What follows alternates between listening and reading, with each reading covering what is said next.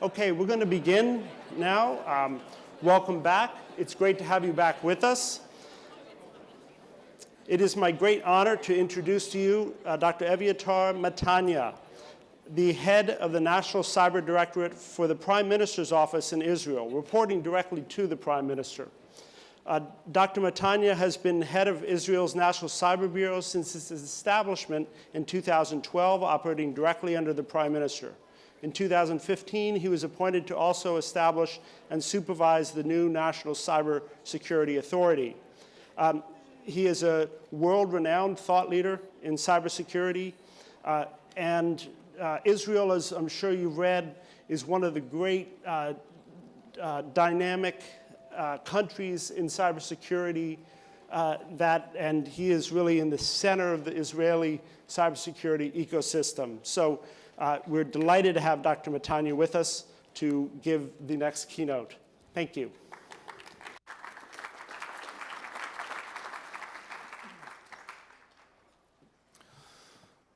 Good morning. Cyber attacks are overwhelming, and in parallel, cybersecurity efforts are in a constant rise. Just look around to see the number of attendants to this summit. Just think about the size of the RSA conference. Try to count the number of cybersecurity companies that have been established during the last decade. And try to imagine the budgets the corporates as well as governments have been allocating to the cyber threat during the last 5 years. Everything is in a constant rise, and we can point towards two major directions. One, all that corporates have to do in order to be more robust and to mitigate cyber attacks, and what governments are doing in order to better defend the cyber domain across sectors, and in particular, critical infrastructures. I will focus on the second effort, trying to overview in the short time that I have how a nation should forge its national cybersecurity strategy based on the Israeli experience and what we have been developed until now. So, what we developed is a three-pillar approach into how a nation should forge its national cybersecurity strategy. The first pillar is the concept of operation, meaning what and how we should operate in the cyber domain. And we developed a three-layer framework. The first and basic layer is robustness, meaning everything that should be done in order to strengthen the ability of corporates to stand and prevent most of the attacks and hostile activity against them. The second layer is resilience, meaning all that has to be done when something happens, an event, when we know about some vulnerability or some attack, how we contain it, how we recover, how we share the information regarding this event. This is event-driven layer, and there is a big difference between the two layers. Usually, I hear the word resilience, but there is a difference between robustness and resilience. Think about the human body. Most of the time, people are not sick. Most of the time, they are robust enough not to be sick. But sometimes, when they are sick, they need to see a doctor or to go to the hospital. And this is the difference. We should first build the robustness of every and each corporate, so most of the attacks and most of the hostile activity will not penetrate it. And then, when something happens, we need to go quickly as possible to the basic position, meaning resilience. And there is a difference in the role of the government between these two layers. In the first layer, the responsibility in the hands of the CEOs of the corporates. Government should regulate, build awareness, incentives, in order to have an overall robustness of all the critical processes and most of organizations of the nation. In the second layer, most of companies cannot stand alone. They do not have enough analysts and critical mass of knowledge in order to make everything which is needed. More than that, we need, in order to share information between companies and sector, we need someone to support and help. The role of the government is to build the processes and all the capabilities so we will have enough sharing of information and we will know how to support companies and corporates when they need to recover. If you do the right work in these two layers, most, if not all, of hostile activity will be prevented or contained. But unlike the healthcare sector, in cyber, we have some attackers behind everything. So if they know how we operate and what we do in these two layers, still, the high-end attackers will be able to penetrate. It will take them more time. There will be fewer attacks, but they will be able to penetrate, so we need a third layer. We call it the national defense layer, where we harness all of our capabilities and the national security agencies in order to mitigate and to retaliate to hostile activity in the cyber domain. So this is really, in very short, the concept of operations that you adopted, but a concept operation is not enough if you don't know how and what to do, how to implement it. So the second pillar of our strategy is implementation or structuring. If you look around what you see among most of the countries in the world, you can see that in the first phase of evolution, they all strengthen their current organizations of the government in order to better mitigate and tackle the new threat. Regulators started working, the energy regulator, here is the DOE, in other nations it's sometimes the Ministry of Energy, the financial regulator, healthcare regulators, transportation, they all started to build something in order to meet the needs of understanding that cybersecurity is needed and the cyber risk is a new risk which they should address. And in parallel, sectors established some sharing of information mechanism, sometimes called sectorial certs, ISACs in the United States. In several countries, these are national certs. And in addition, the security organizations of the nation also started to better understand what they need to do to bring intelligence and how they should build the power in order to mitigate hostile activity, especially concentrating in meeting the attackers. So this was the first phase of evolution of structuring, immediately followed by synchronization mechanism through establishing new organizations, sometimes nominating someone to coordinate everything as cyber tsar, sometimes even trying to build some committee, okay, in the solar system to search for the sun. Who is the sun? A committee, a cyber tsar, someone to synchronize everything. We recommended our government that we should move into the third phase of evolution, meaning to have one and only centralized cybersecurity authority responsible for everything. Because synchronization processes are very good for capacity building, for long-term coordination. But when you need 24/7 to better understand what's happening inside your country, to have the best people that analyze what's happening, to have a critical mass of knowledge, everything, and you need someone to be accountable for everything, you need a one and only authority. So we recommended our government to go straight into the third phase of evolution, and on February 15, 2015, our government adopted our recommendation, and we are now in the process of establishing this new cybersecurity authority. So we have one organization and its head, which is responsible for everything that inside our cyber domain, meaning he is accountable. When I ask during my visits all around the world, who is responsible, who is accountable for the cyber defense of the nation, usually I receive a list of names, and this is a problem.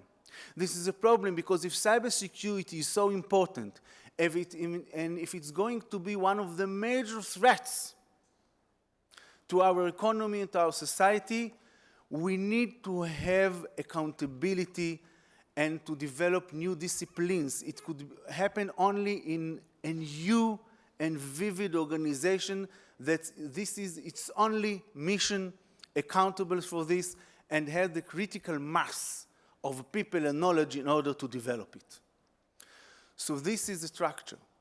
Concept of operation and structure, they should go together, because even if you have the best operational strategy and you do not implement it the right way, you cannot mitigate the threat. And if you have structure with no concept of operation, again, you don't know what to do.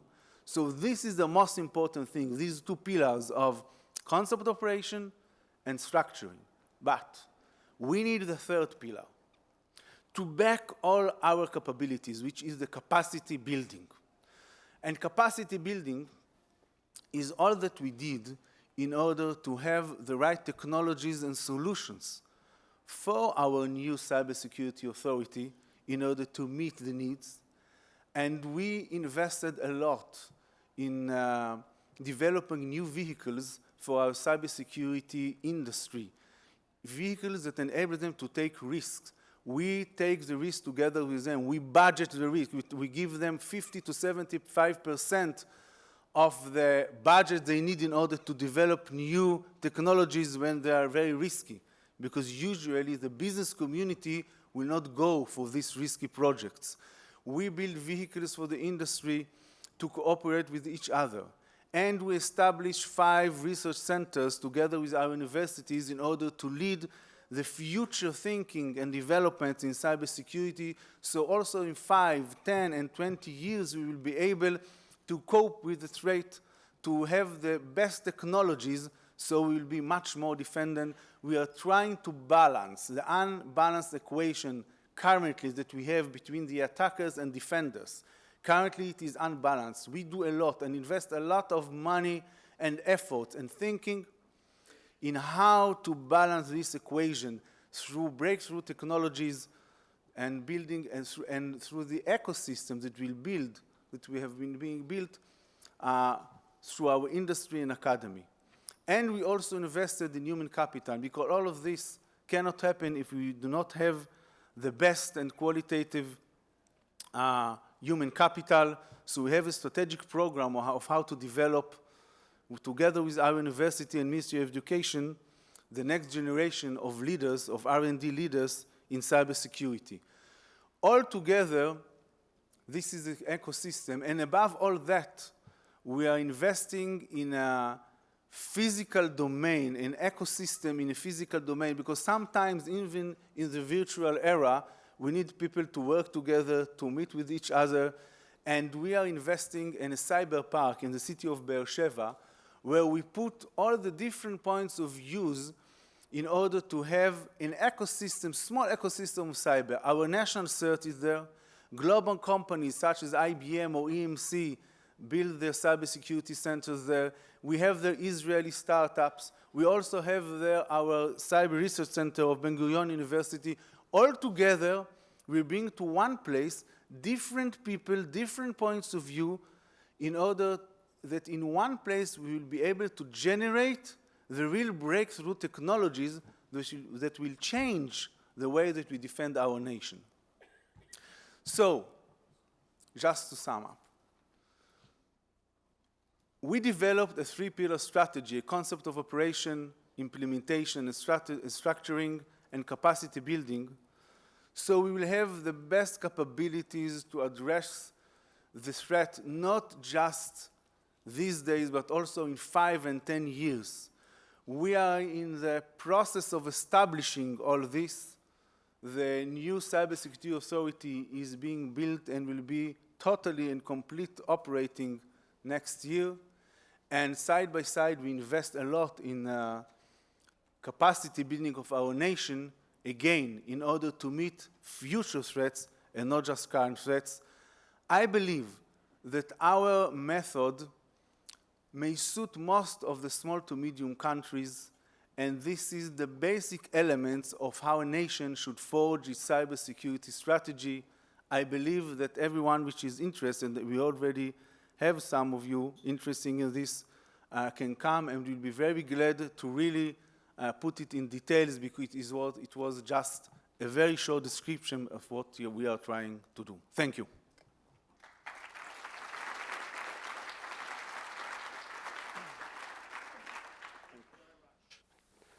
We will now take questions from the audience, again by note card or by live mic. And I'd like to begin with one, if I may.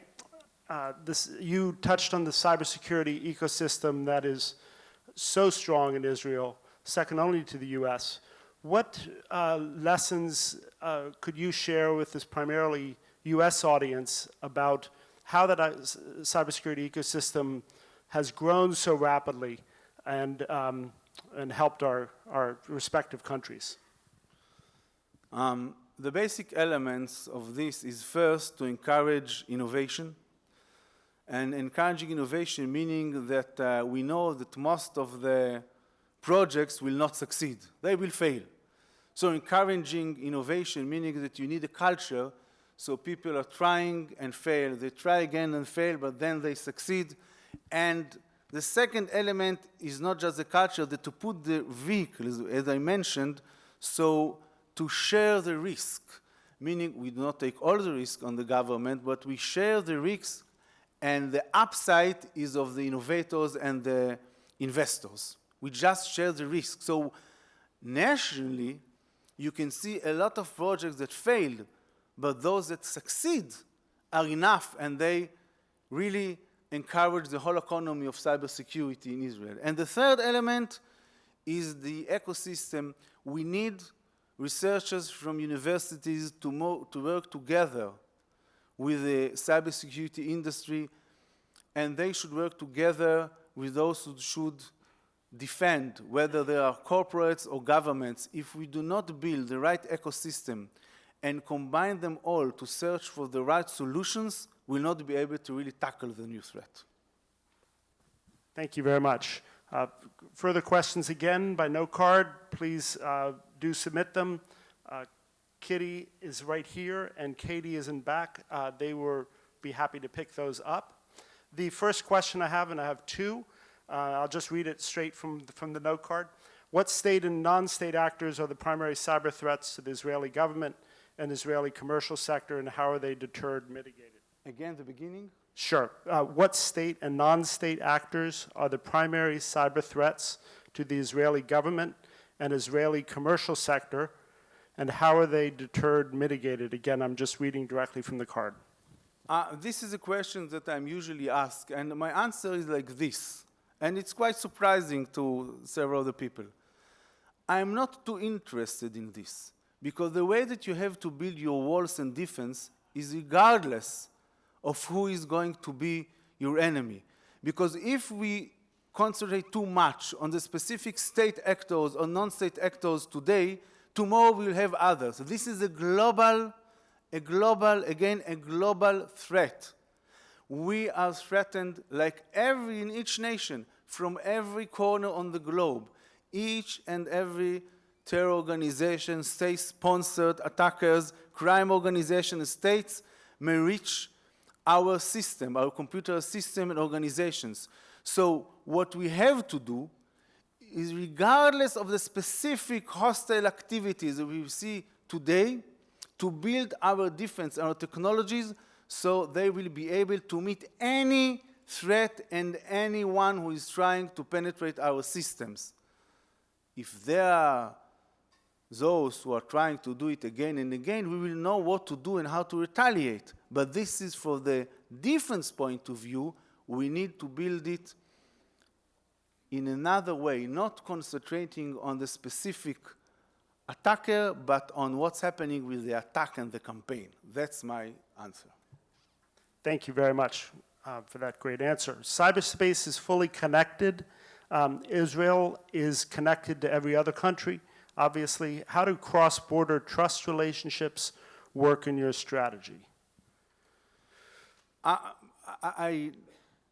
I totally agree that since the threat is global, we need a real trust and cooperation between countries and organizations, by the way. In cyberspace, the playground is not just of states, but also of global organizations. So we need to build trust. It takes time. It takes time because even if you try to cooperate with another nation and build a trust, you're doing it, and you're not sure whether behind your back they're not trying to do something to your system because they have other interests on the table. So what I'm trying to say is that, yes, we need to build trust and cooperation between nations, between police organizations, and it will take time. We see it as one of our major objectives. It's not by coincidence that I'm here, because we are building our strategic cooperation with the US, and we are doing it with other nations such as the United Kingdom and others. I believe that through this build-up of trust and cooperation, and through building a trust, we will see in the current future, it will be more than a year or two, but I think that in 3 to 5 years, we'll see a better cooperation and capabilities to really mitigate the threat globally. Great.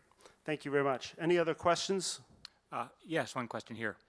Sir, you spoke about 3 pillars. You spoke about resilience and national defense. Can you speak to the roles, the different roles of law enforcement, the private sector, and the military, particularly in national defense and retaliation? Yes. I'll try to explain it. We differentiate between mitigating attacks and mitigating attackers. The new National Security Authority that we have just established is concentrating in the attacks, in the campaign. As I mentioned before in answering one of the questions, we are interested in the campaign, in the attack, in how it behaves, what it aims toward, what it's doing, how to better contain it and tackle it. So most of what we do, the new Cybersecurity Authority is just handling the cyber attack regardless of who the attacker is. Now, behind this, what the authority is doing, we need also sometimes to use and to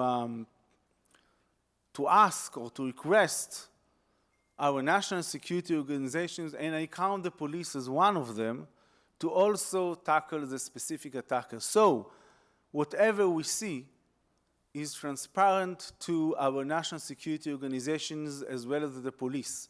And they take it, and if needed, they know what to do, and they should know how to. I prefer to say they should know what to do in order to really tackle the specific attackers.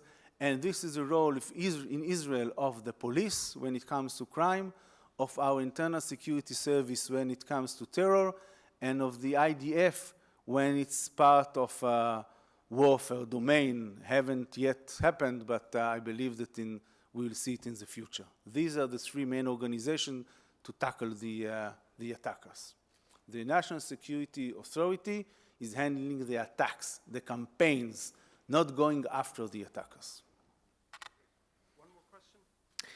Hi, Mark Mabry, Director of the National Cybersecurity FFRDC at MITRE, supporting the NCCOE at NIST. My question, sir, is the White House recently advanced a set of international cyber norms.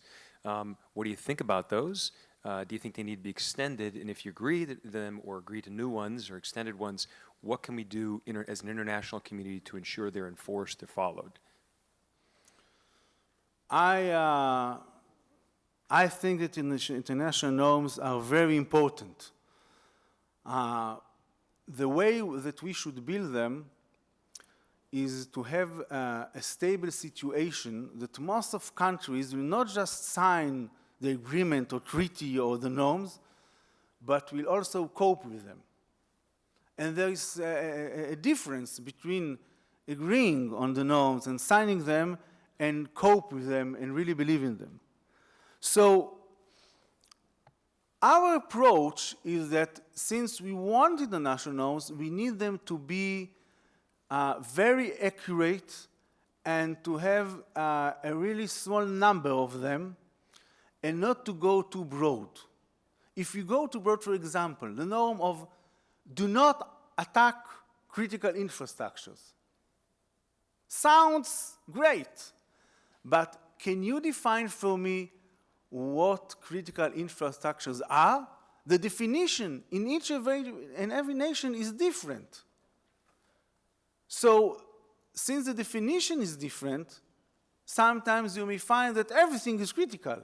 In other countries, you will find that just these are critical. So, what norms to obey? What a specific countries define as critical infrastructures, or the US defines critical infrastructures? So that's why I believe that going too broad with norms will not really solve any problem. It will just be on the table. We prefer the approach to have very narrow and accurate definition of norms that when I'd give you an example, the integrity of financial data. And I'm not talking about the ability to steal money. I'm talking the integrity of financial data. Just as an example, you may take another norm.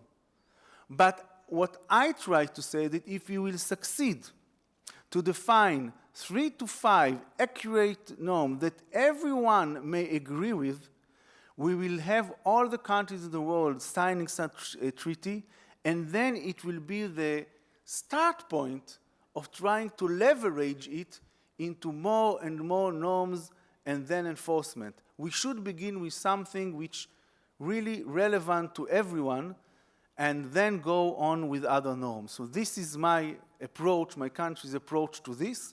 And regarding enforcement, big questions. Since we have left with no time, I really am going to use it and not answer the problem of enforcement. Thank you. Thank you very much. Thank you very much.